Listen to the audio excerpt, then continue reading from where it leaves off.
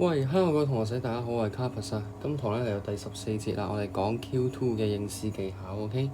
咁咧我哋差唔多就 go through 晒所有基本上需要嘅技巧，我哋都跟晒㗎啦，OK？個大圍。咁咧我哋就嚟睇下喺應試嘅時候有咩需要注意啦。因為近排見到同學仔都 final 啦，OK？咁我都出一輯應試嘅策略俾大家嚇。咁就算final過咗都唔緊要嚇，因為遲早係即係遲早會有下一個考試會繼續用到嘅，OK？咁咧就大家可以即係認真啲睇啦，OK。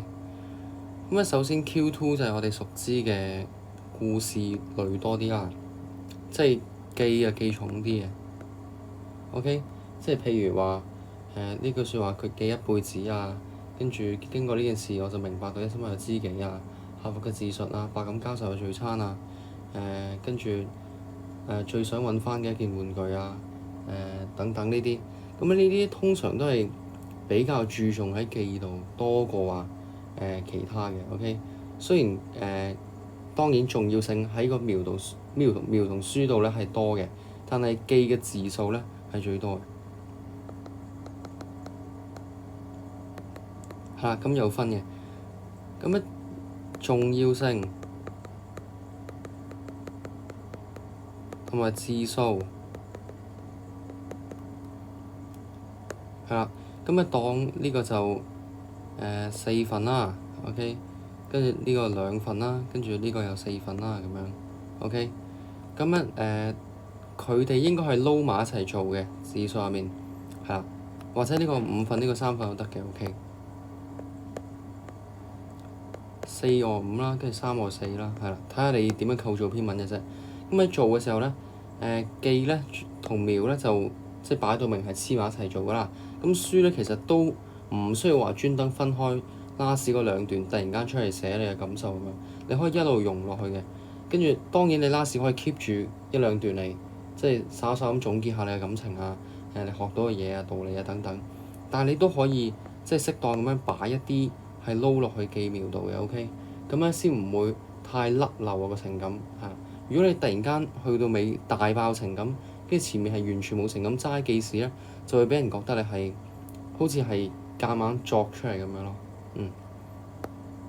咁咧嚟到重要性呢個位咧，咁啊即係如果呢個係即係重要性係2啦，咁呢個重要性咧就係1啦，呢個重要性就係3，OK。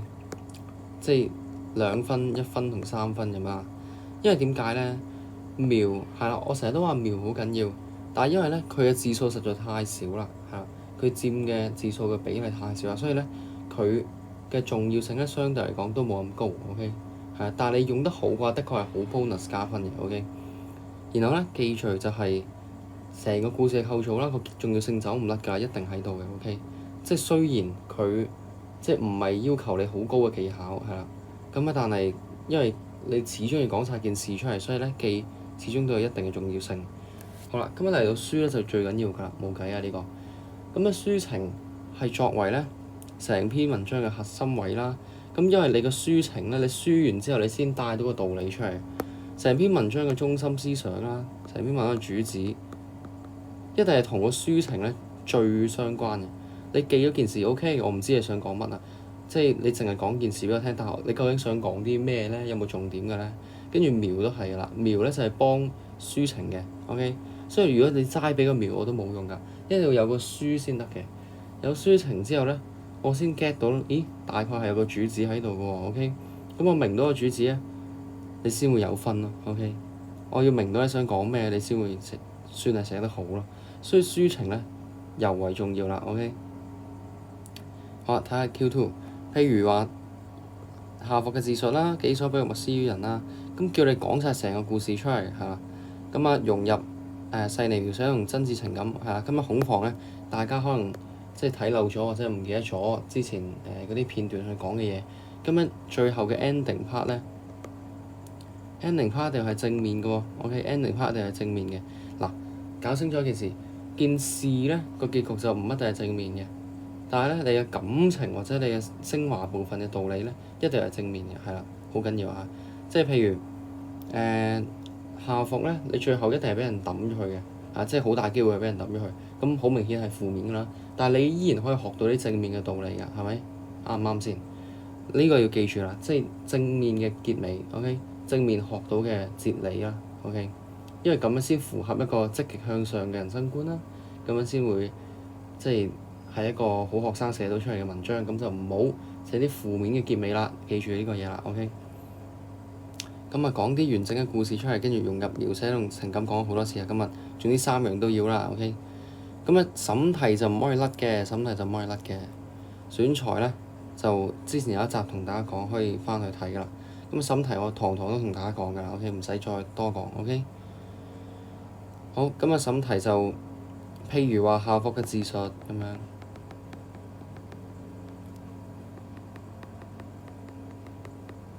譬如話校服嘅自述，咁你審校服，OK？咁你就知道你今日嘅角色係校服啦。咁但係亦都要有自述喎，你要審埋呢個位，即係其實個個字都係重點嚟嘅。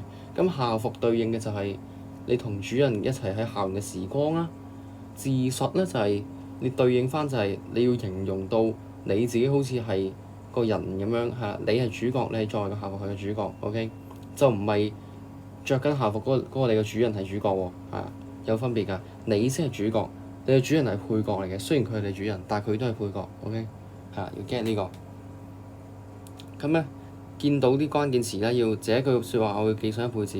咁你一定要圍繞呢句説話，你唔可以變咗佢，你唔可以話加油慢慢嚟，跟住後來就變咗加油啦，加油啦，信你唔得喎咁樣。即係雖然都係加油，但係唔同啊！一定要你成世都係聽嗰句説話㗎啦。咁一輩子你都要諗辦法同你整起碼3件事，代表咧你係記到好耐嘅件事。OK？句説話可以記到好耐。咁啊，注意有啲題限制，你一定要即係有啲咩末句啊咁樣、首句啊咁樣，你一定要係跟翻嗰個句子。OK？你要自然咁銜接落去啦，同埋你要跟翻佢個規矩。今日我本身想力陳己見，但係咧諗深啲我就發現咗沉默啦，要 OK？咁即係本身咧你係唔知嘅，即係本身你係想衝嘅，但係你諗一陣之後咧就發現咗，咦應該係要沉默先啱㗎喎，係啦，一定要跟呢個次序啊，唔跟就冇㗎啦。OK？選材咁啊，真實可信就得㗎啦。咁樣生活素材啦，校園親情，避免離奇誇張啦。OK？咁樣有個4格嘅 OK？選材有4格俾你選咁樣，咁你可以睇翻選材好重要嗰集。OK？咁啊可以適當咁融入時事啦，譬如疫情後嘅友情故事等等啦，係啊，咁樣更加真實感多啲啦。OK？好，咁啊結構咧就開頭啦，講一講大概係發生咗咩事。OK？咁啊切記唔好做一啲無謂嘅描寫啦，或者係晒文筆啦。OK？點解咧？因為你知道描寫咧，佢一定係為抒情服務嘅，描寫一定係為咗主題服務嘅。OK？即係去到最後，佢唔係一個幫你加表達分嘅一個一個好 major 嘅手段。OK？佢主要係幫你加翻你嘅內容分，你嘅內容分高，我唔信你嘅表達分會低。OK？即係除非你係非常之簡陋一啲詞語。OK？因為你正常咧內容分高咧，個表達分都唔會整到你太低嘅嚇。咁記住呢個即係嗰啲手法啊、修辭啊同埋描寫啊呢啲，最主要嘅 concern 就係要幫你加翻個內容分，就唔係表達分嘅。記住呢度啊。OK？跟住主體咧就整2-3段出嚟啦，咁啊就分2-3個情節啦，可能件事咧就會咁樣向上有個高潮，跟住咧慢慢要落翻嚟嘅咁樣，係大概跟住呢條線啦。咁啊呢幾種主題，跟住最後就感情升華啦。OK？即係最後一定要講翻你嘅感情係咩，跟住扣翻落去主題度，或者你學到啲咩咁樣。OK？咁咧就總時長咁多啦，可能因為你做嗰個實用文已經做咗8個字去啦，可能係咪？咁啊諗咧有啲同學咧就會衰咩咧？就係一嚟咧就即刻開筆，衝寫，跟住寫下咧發現，死啦離題嘅呢度，咁咪衰咯，係咪？所以點解一定要審題構思？嗱，審題你至少同我審3分鐘啊。OK？你至少諗清楚佢校服嘅自述每一個詞語佢蘊含緊啲咩意思啊？入面你同我諗清楚佢，至少攞3分鐘嚟審，跟住構思咧就係寫你個大綱出嚟。我寫你個大綱，咁啊畫幅圖咁樣，跟住呢度係第一件事、第二件事、第三件事，跟住情感 A、情感 B、情感 C，跟住呢度學到啲咩道理，OK，咁啊畫出嚟咁樣，跟住一寫咧就俾你寫耐啲，檢查你都唔好漏咗檢查喎，因為你寫到最後咧，發現好多錯別字已經扣到你傻，OK，特別係即係學校嗰啲大考，OK，咁啊檢查啦，同埋檢查翻有冇啲段落咧，好緊要嘅呢個，因為你寫落去咧，基本上係冇乜情節嘅問題，因為即係都唔會有咩好邏輯性嘅問題，但係咧個問題就係有時咧，你寫可能4-5段咁樣。段段都唔錯，係啦，都銜接到嘅，都個故事都合理嘅。但係咧，你可能發現某一段咧係甩甩地個題目㗎，即係可以講歪咗嘅。你會發現 OK，即係譬如嚟到中間或者中後呢啲段落咧，你會發現，咦，咁樣係咪離咗題咧？當你有呢個考慮嘅時候咧，即係代表咧你好大機會已經賴咗嘢啦。所以咧，一定要係留翻檢查嘅時間。咁咧，如果你發現賴咗嘢咧，你喺呢啲即係段尾啊呢啲地方咧。就加翻粒星號俾佢，跟住咧就加翻話，扣翻落個題目度，就寫翻啲題目相關嘅字眼落去 ，OK， 係啦，或者前前後後咁樣加啦，加下加下咧就會發現唔離題噶啦 ，OK，咁啊留翻7分鐘俾你自己，記住啊，呢個好緊要啊。好啊，咁啊套落題目度咧就即係分3樣嚟睇，咁啊審材、選材同埋審題、選材同埋結構，咁啊結構就即係都係頭中尾嘅啫，都係介紹，即係講一件校服點樣識主人啊，跟住陪佢點啊，跟住後來咧就離別啦。但係個感悟係咩咧？咁樣 OK。選材通常都係學校噶啦，咁啊發生唔同嘅事件咁樣啦。審題就係以人嘅視角，好緊要啊呢個以人嘅視角，即係你係件校服，但係你係有感情喎，你要 get 到呢樣嘢。即係你咧，如果你係俾人磨到穿咗窿咧，你唔係話我俾人磨穿窿嘅，你應該話佢擦損咗我嘅皮膚咁樣喎。係，你記唔記得呢個位？即係你係當自己係人嚟嘅，雖然你唔係人，但係你要當自己係，你要以人咯，因為你係主角啊嘛。所以件校服既然佢有情感，點解佢唔可以有人類嘅或者係即係生物嘅一啲感受咧？OK，所以一定要做到呢個喎。呢個係審題好關鍵嘅一個位。你唔好淨係見到校服咧，就係咁寫，你就當咗咧你自己係校服嘅主人喺度寫。OK，咁樣咧。真係唔知你攞到幾多分啊 OK， 咁樣再落己所不欲，勿施於人。咁咧突出就係尊重他人嘅主題同埋包容啦 OK， 或者係咯，即係呢種嘅護老愛幼啊，或者係即係唔好對人哋做啲唔好嘅事啊 OK。總之都係講翻呢個主題，呢題就即係一句咁樣咧，都係講緊同一樣嘢，就冇咩特別係要俾你審嘅 OK。咁就你選材求其選翻啲可能對啲殘障人士係有不敬啊，或者係點樣都好，啲生活化嘅例子咁啊，應該好常見，同埋都好容易拎到嘅啫。OK，咁啊結構就係開頭有誤會，跟住咧後來慢慢係變啦，跟住後尾咧就總結個教訓係啦。咁啊當然都係有個 climax 喺度嘅，即係有個高點咧，你要突然間咧係即係發生嗰件事咁樣啦，咁樣令你係咦？我係咪做錯咗咧？咁樣嚇，OK。咁樣嚟到詳細啲嘅分析啦，OK。咁啊，己所不欲，勿施於人。咁啊，開頭咧，我所有同學心，後悔莫及咁樣，即係呢個就已經係係關於佢噶啦。OK，咁啊，好明顯係你嘅同學都唔想俾你傷到心，同樣地，你都唔想俾你同學傷到心咁樣。OK，咁係咯，即係。套翻落呢度啦，跟住寫一寫有關嘅重點字眼咁樣，咁樣就分開幾段嚟睇。咁啊，第一就係太過玩笑啦，OK，太過分啦，咁佢就咁樣咯，OK。跟住老師嘅教導令你反省，跟住咧你就慢慢係道歉，跟住重拾友誼。咁啊，第一 part 呢度咧其實佢係更加重要嘅，OK，更加重要，即係唔係話每一段都差唔多字數嘅。第一 part 應該要多啲字數，因為咧你要由起始 build up 去到呢個高潮嘅位咧，係需要一段嘅時間嘅 OK，需要一段嘅時間。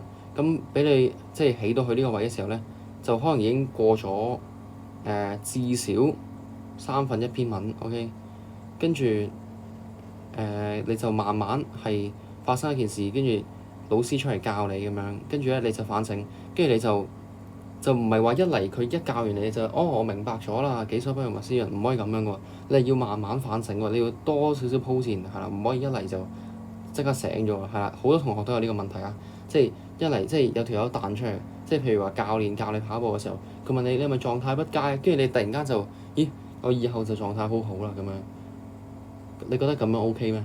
係嘛？咁咧就實際上一定要喺個高潮位落翻嚟嘅時候咧，作多少少嘅鋪墊。你要即係諗真啲，係咪真係佢講得啱啊？定係佢亂笠㗎咋？定係佢嚟騷擾我啊？係咪咧咁樣？跟住你又諗翻啲往事啊，跟住你自己再跑步嘅時候，你又再諗翻，其實係咪真嘅咧？又好似有啲道理。跟住去到最後咧，你就即係慢慢都認識到你自己錯啲咩啦，咁樣等等咯。即係唔可以太快咧。你明明用咗3分一時間嚟整呢個，跟住咧整到嚟呢度，你唔係咁樣慢慢先落翻嚟嘅，你就係咁樣落翻嚟咧。咁我睇咩啫？有咩好睇啫？你嘅故事咁簡潔嘅話，即係根本就冇啲咩矛盾啊，或者係即係解決方案俾我睇到。OK， 太無聊啦，咁樣就 OK。審題精準，跟住緊扣尊重他人啦，唔好離題。選材真實啦，結構清晰啊。OK，跟住就描寫細膩啦，最好。好啦，咁樣記住唔好離題嚇。就算你今堂乜嘢都唔好，即係都冇拎走到，你都同我記住唔好離題，唔好離題。情感真摯係啦，跟住語言簡潔就唔好咁樣啦。OK，嗱審題咧唔該啊，跟住選材描寫，其實最緊要去到最尾咧，想同大家講嘅咧就係話審題咧審好啲，審題審好啲。你對於每一個詞語都要有一定嘅認識，除非佢係一句言語咁樣答出嚟，譬如話己所不欲，勿施於人，咁佢只向得一個意思啫，咁樣就即係冇咩要好審。但係譬如其他嗰啲咩客服嘅字術啊，其實佢收埋好多陷阱喺入面。OK，譬如百感交集嘅聚餐，你係咪淨係寫咗一種情感啊？你諗下，你有冇做過呢題？你淨係寫咗一種情感，覺得係一係就開心，一係唔開心，你覺得咁樣夠咩？佢話百感交集喎，你2種都唔夠啊，3種都未必夠㗎咋。我嘅話，我會做4種出嚟咯。如果百感交集嘅聚餐 ，OK， 好啦，咁樣嚟到最後咧，咁啊都係要呢度留個空位俾大家咧，大家跟我去畫個圖 ，OK。咁啊呢度叫做有3條骨啦，咁喺每條骨上面咧，上面就寫事件，1號事件、2號事件、3號事件，跟住下面對應咧就 A 情感、B 情感、C 情感 ，OK。咁咧呢個就係我哋嘅大綱啦。咁咧你呢度寫咩咧？就係寫你審到出嚟嘅嘢啦。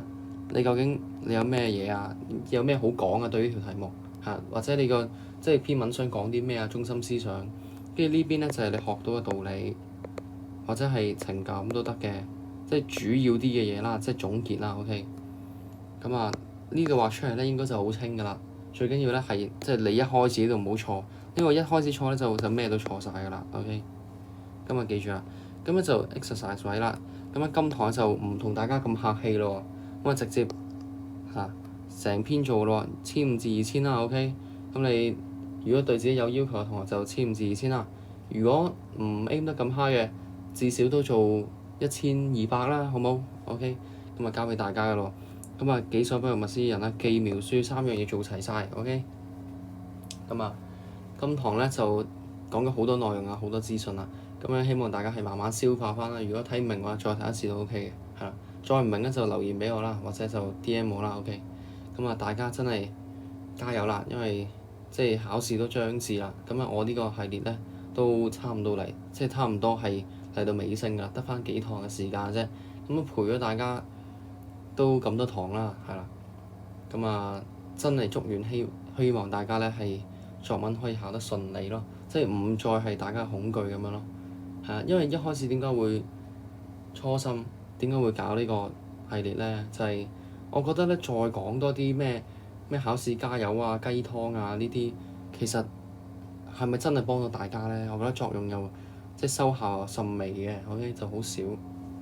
反而我而家即係直接咁樣幫大家，即係我唔講廢話嘅，我就即係直接講俾你聽，有咩要注意，有咩可以學到，點樣寫得好啲篇文，你學到嘢高分啲，咁其實唔係更加好咩？咁樣更加直接咁幫到你，其實咁樣先係一個更加好嘅方法咯。我認為至少如果你鍾意聽我講雞湯嘅話，我都可以即係開一輯出嚟講雞湯嘅，冇所謂。我都好多嘢想同大家分享嘅。OK，因為我都係一個點講咧，即係我都諗好多嘢嘅人嚟嘅，算係我都好多思考嘅平時咁樣咯。咁啊，希望大家鍾意呢個系列啦。咁我哋仲有幾堂咧就收工㗎啦。咁啊就希望大家咧對作文呢樣嘢咧係慢慢係 build up 到你嘅 confidence 啦。係啦，咁啊作文順利啦，考試加油啦，好啦。咁今堂嚟到呢度先啦。咁多謝大家嘅收睇，唔該你幫我 comment、like、subscribe 同埋 share 俾你個 friend，同佢並肩作戰，一齊考好 DSE 好冇？咁我哋嚟到呢度先啦，下堂再見，拜拜。